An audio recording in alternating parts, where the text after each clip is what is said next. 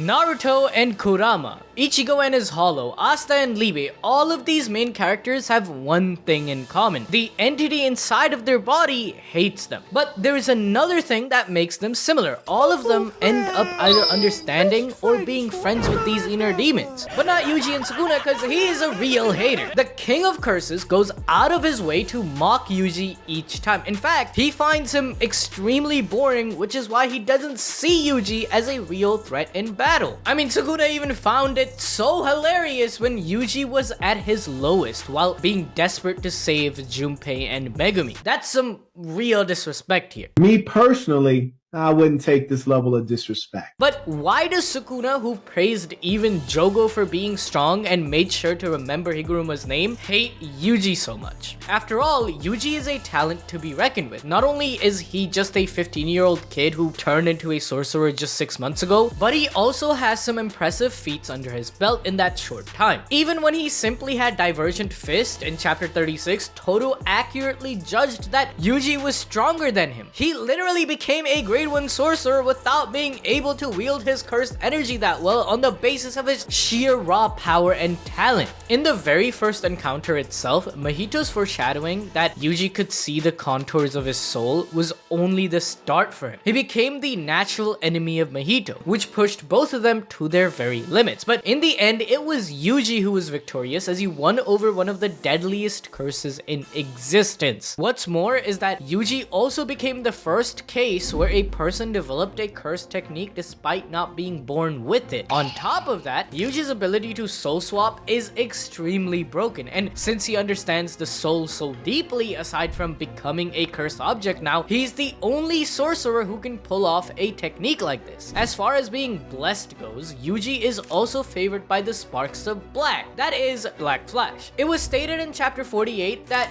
no one, not even Satoru freaking Gojo, could execute Black Flash at will. But Yuji is as close as one can get to doing so. He's far surpassed simply equaling the record since he now understands Jujutsu at a whole different level. Like, just think about it. It was stated that when you use Black Flash, you use 120% of your potential and you are one with curse energy itself. You can see the essence of it, and when someone uses Black Flash, it unlocks a new level of power. For example, when Nobara used it, she was able to unlock a new potential to her powers. So Yuji, someone who can use Black Flash at will like over and over again, imagine the level of connection he has with Black Flash. Maybe even Sukuna could do this in his younger days, and that is how he understands a technique just by looking at it. But anyway, going back to why Yuji is so special, Choso, a special grade curse himself, referred to him as a demon god after the Shibuya incident, seeing his strength and recovery. Despite all of that though, Sukuna just doesn't respect Yuji enough to consider fighting him with interest, even though he has acknowledged Yuji's strength in chapters 214 and 245. And Sukuna has said that many times for us to actually wonder, like, what does he mean by this? Where is he coming from? He referred to Yuji as dull for the first time after Yuji's death when they were fighting a battle in the Soul Domain in chapter 11. But this came into full picture when Yuji actually fought Sukuna after he took over Megumi's body. Seeing Yuji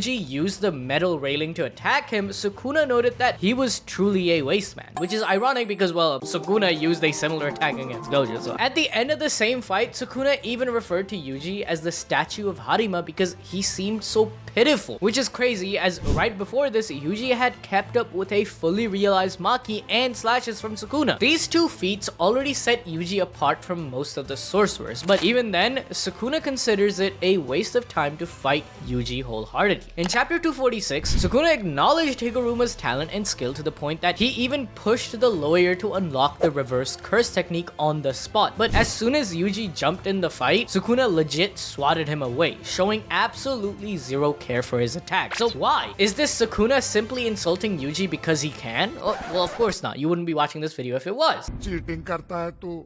The real reason behind this is much deeper, which is why Sukuna telling Yuji there is not a single interesting bone in your body in chapter 247 is a good place to start diving balls deep into Sukuna's mindset regarding Yuji. In chapter 212, we were told that when an ancient sorcerer reincarnates into a body, they unlock access to all of the host's memories and thoughts. So being trapped in Yuji's body allowed Sukuna to be perfectly familiar with the way the kid thinks, fights, and behaves. Even Yuji's origins that he has long forgotten except a small memory he knows. And the saying, familiarity breeds contempt, is true. Sukuna knows Yuji so well that he understands there is no real threat from him. From all of his fights, we know that Sukuna loves a challenge or something innovative that he has never witnessed before. In fact, even the executioner's sword from Higuruma's technique did not faze him despite the possibility of certain death. Instead, he wanted to fight it and perhaps even understand its workings to use it himself, as he did with Dimension Slash against Gojo. However, all Yuji has is his left-right good night. Sure, he might be a bit more durable and faster than an average sorcerer, but he's not even near the league of freak Sukuna. I mean, this dude instantly copied how not just to transfer his soul, but also fixed curse technique burnout, and those aren't even his biggest accomplishment. During the vicious period of Jujutsu sorcerers, where it was known as the epitome of Jujutsu, 1000 years ago, Sukuna created an insane level of terror. After all, according to chapter 238, he single-handedly annihilated the Fujiwara clan's elite celestial squad along with their 5 void generals, drove back the Abe clan's Daishinshin squad, including Angel, and didn't even leave the remnants of the Sugawara clan. By just using simple basic anime bullshit math, we can conclude that all of these soldiers were incredibly high-level sorcerers when we put into perspective how strong cannon fodder characters like Udo and Yoruzu from the same time period. Like, these guys would be like top 10 strongest in the current era. But this means that Sukuna was jumped by a whole army of 15 to possibly 50 sorcerers, mostly consisting of elite level. But he still won! On the other hand, Yuji seems like a mosquito compared to the threats Sukuna has defeated. Not only is Yuji curse techniqueless, but he also didn't have a clue about using his own power effectively. Other than his ability to never give up, which is a trait for all shonen main characters, he got nothing, and that pisses Sukuna off. This is all Yuji has in his arsenal. So first, he of course has Black Flash, the special ability to hurt the soul, his unique body as he's the son of Kenjaku, Sukuna's abilities imbued inside of him, being a cursed object himself, the ability to swap souls, and even creating memories in his opponents. But despite having all that, Yuji still doesn't realize his potential to become a worthy opponent to Sukuna, who knows all of this well. Yuji doesn't even have a big brain like Sukuna when it comes to understanding cursed energy. Bro was literally fainting when Gojo was explaining the difference between technique and energy. Hence why Sukuna says that Kenjaku does the grossest things after witnessing Yuji's physical power. But Yuji is still falling embarrassingly short. He even got told in chapter 215, "Why the fuck are you so weak, you little bitch?"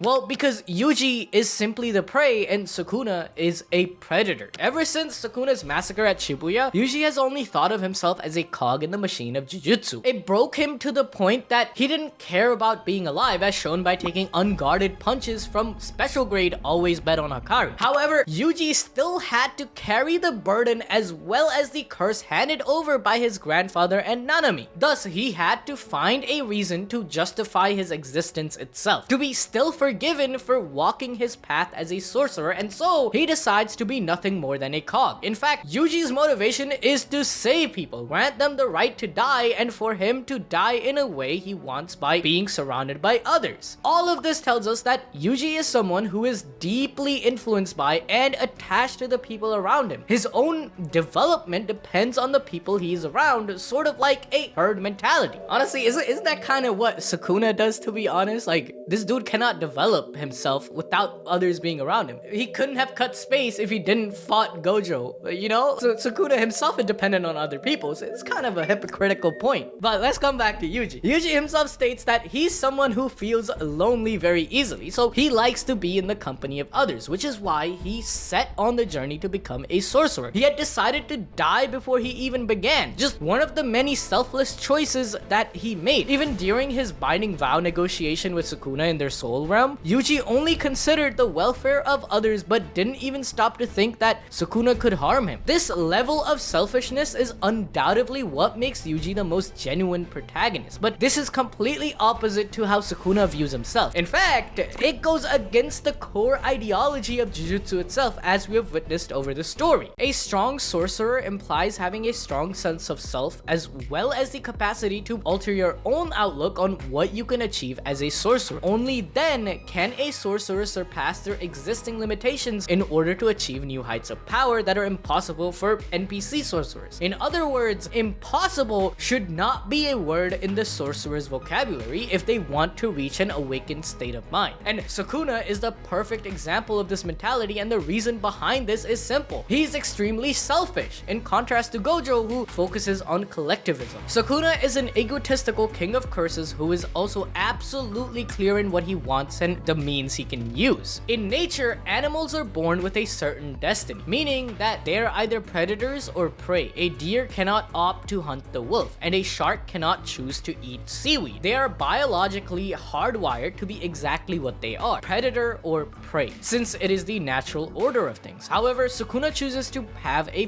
predator mindset, which means that he always looks for a chance to survive and grow. What's more is that he only thinks about himself. Even when Sukuna was fighting with Gojo, he did not care about being taught about love or bonding over being lonely. All he could see was the defeat of another prey. He's truly the lone wolf because, unlike Gojo, Sukuna doesn't want others to help achieve his goals. All he cares about is how he can use the tools around him in the best way possible, as he himself is the supreme king who doesn't get manipulated or bonded to others' desires. This highlights how Sukuna is the embodiment of what one can call individualism, which favors the freedom of action and growth of the individual over that of the group. For example, in chapter 199, Angel abides by God's law and states her sole purpose is to destroy Sukuna, but even she chooses to be symbiotic with Hana Kurusu rather than taking over her body and soul, even though it would be beneficial to her and would have avoided the mistake Hana ultimately made by hugging Meguna. If she didn't become symbiotically linked with Hana, she would have killed Sukuna right then and there and fulfilled her purpose and become the strongest. Sukuna would call Angel an idiot for making that choice by holding on to such ideals that made her lose to him. Therefore, in contrast to everyone else, he is the personification of selflessness that comes at the cost of everyone around him. Remember, in chapter 58, Gojo stated to Megumi that being a Jujutsu sorcerer is an individual sport, claiming that to die and then win and die victoriously are two completely different things. Megumi, give it your all. It's okay to be selfish. These words of wisdom are perfectly portrayed in chapter 212 as Itadori is not greedy at all, claiming his death was a low price to pay if Sukuna would go with him